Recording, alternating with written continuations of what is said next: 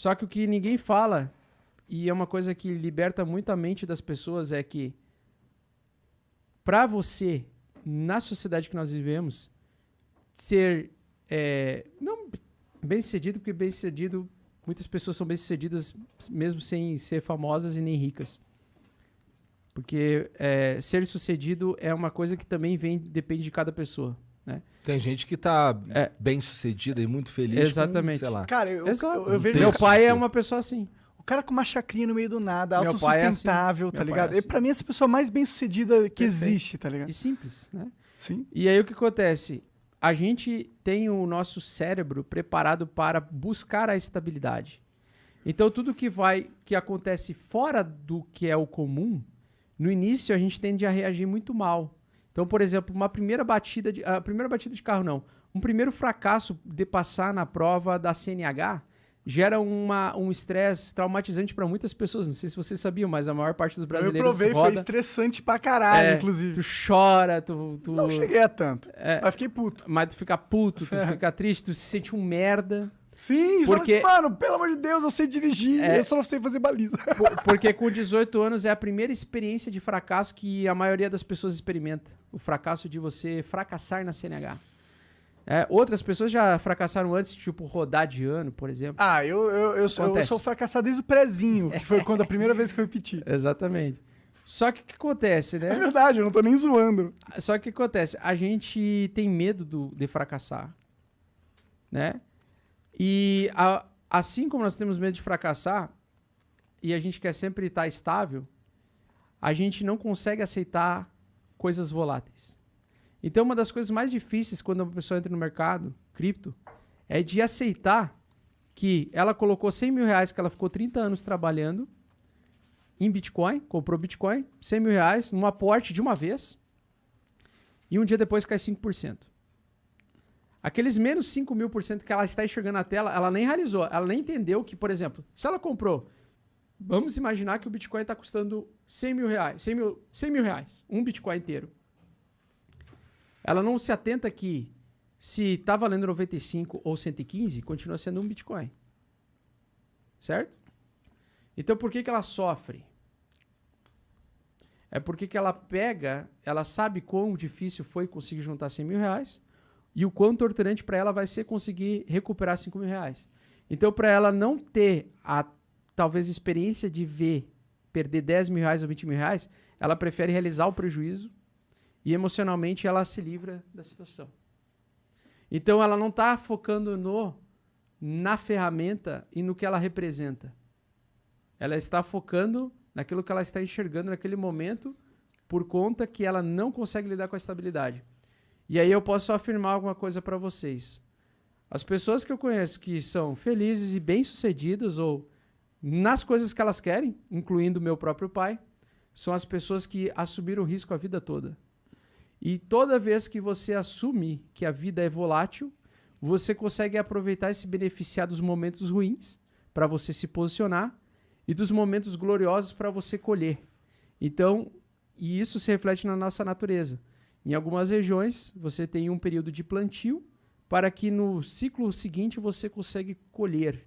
Da mesma forma que você não consegue garantir que vai ter chuva ou vai ter pouca chuva e as suas plantas não brotarem, você sempre vai assumir um risco de colher lá na frente.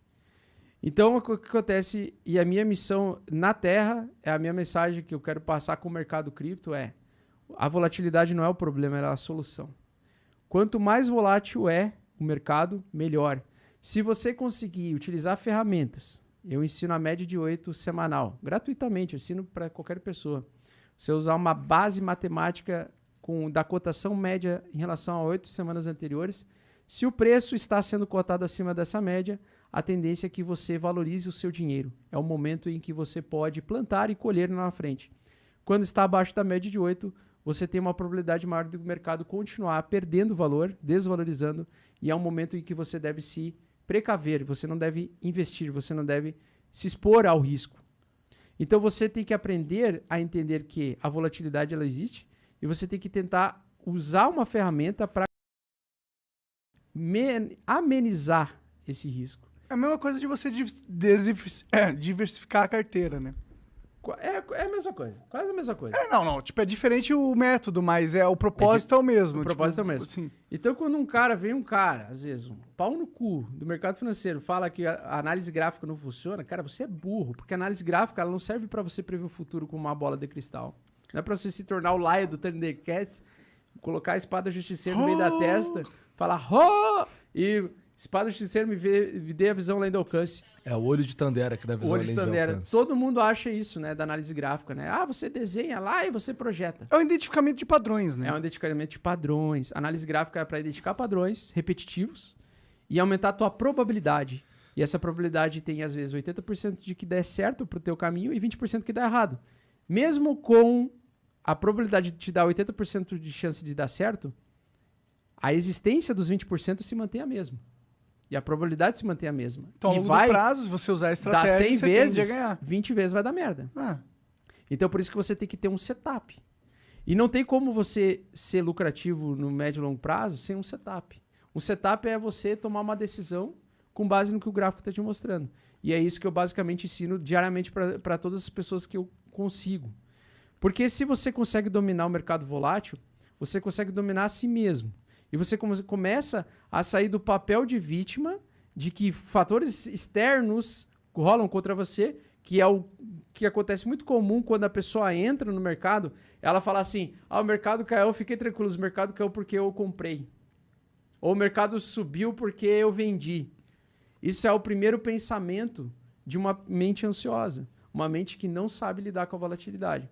Então, o grande segredo para qualquer pessoa, qualquer brasileiro ficar rico, mesmo começando com R$100, é aprender a lidar com a volatilidade, não se fazer de vítima e a entender um setup matemático que tenha uma boa exposição matemática positiva e que você consiga, ao longo do tempo, multiplicar o seu capital. E essa é a famosa média de 8 que eu ensino para a galera. Quando tu quebrou, que tu falou que tu ficou com 25 mil reais, sim.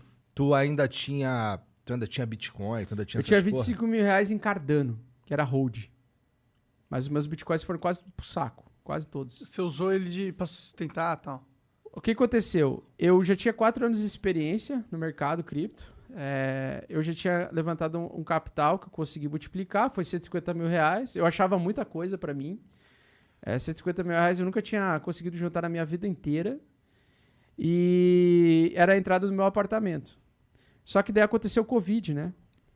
E eu já tinha eu tinha muita experiência de mercado, mas eu nunca tinha experienciado um dia de queda de 50% em um dia. Você nunca tinha experienciado uma pandemia, né? Uma pandemia. Eu acho que ninguém, né? E aí o que acontece? Na hora de tomar as decisões, quando o mercado já andou e mostra que eu estava errado, beleza. É fácil você falar, apontar o dedo e falar, se fudeu, vendeu na baixa e agora se fudeu. Burro. Por que seguem esse cara? Mas, na verdade, quando você tem uma situação em que você vê o seu capital derreter 50% em um dia e ele pode, no outro dia, derreter mais 50%, você fica apavorado. Então, naquele momento, naquela época, o pessoal falava muito em segunda onda do Covid e que isso ia se refletir nos gráficos do mercado, né? Então, o mercado ele fez aquela grande queda, fez a recuperada e aí já queria cair de novo, parecia. E ele realmente ameaçou essa quedinha. E aí, naquele dia, eu shortei o Bitcoin. Eu abri uma operação alavancada nos mercados futuros, apostando na queda do Bitcoin. Eu botei toda a minha banca a risco. Por quê? Porque se caísse realmente mais 50%, eu ia dobrar meus Bitcoins e ia estar com meus 150 mil igual. Mesmo eles desvalorizados, certo? Eu ia ter, ao invés de ter 150 mil reais em Bitcoins que eu comprei a 3.200, eu vou... A 4 mil dólares eu vou ter 200... eu vou ter dobro de Bitcoins valendo metade. Entendeu? Então eu vou proteger meu capital. Uhum. Então foi essa a ideia. Não, parece... se fudeu. Só que daí eu me fudi. Mas aí parece inteligente. Entendeu? Mas se fudeu. Mas me fudi. Foi gostoso demais. Pô, tu não pôde prever o mundo. Foi mal, cara. Tu não é o mago Marlin. Exatamente. Aí o que acontece? Quando você acerta muitas operações em sequência e você segue um setup... e em algum momento alguma coisa muda no teu pensamento, você modifica o teu setup e você se fode, que foi o que aconteceu. Eu saí do meu setup e me fodi. Porque aconteceu um fator que eu não esperava e eu fui, digamos assim, ludibriado pelo acontecimento, digamos assim, pelo cisne negro que a gente chama, né? Então aconteceu aquele evento inesperado, eu tomei a pior decisão possível na época, mas para mim era muito acertada a decisão na época. Só que o mercado ele mostra com o tempo que às vezes ele só te dá o resultado futuro. Então 4 meses depois, eu fiquei 4 meses quase sem dormir e tal. Então eu fui liquidado, perdi o dinheiro da entrada do apartamento e ia ter que sair do apartamento. Putz, que cenário horrível. E aí em 6 meses eu consegui me recuperar. Por quê? Porque os 25 mil reais que eu tinha em ADA, que eu tinha comprado lá em 2019, acabaram se transformando em um pouco mais de 1 milhão, quase 2 milhões na verdade. E, basicamente, eu consegui Esses também... 25 conto virou quase 2 milhões? Quase 1 milhão e pouco, 1.250.000 por aí. Eu não sei assim, porque tava subindo muito rápido em 8 meses. É um salto insano. Sim. Mas era um hold de uma promessa que eu tinha lá de tempos atrás, entendeu? Então, ela subiu 6.800%, mas eu fiz mais aportes no meio do caminho, porque eu ainda trabalhava, eu ainda ganhava dinheiro, né? Então eu fui aportando, comprando mais ADAs. Então eu comprei ADAs a 10 centavos. O que você fazia? Você tinha uma clínica? Eu tinha uma clínica odontológica lá na cidade do Jânio, lá.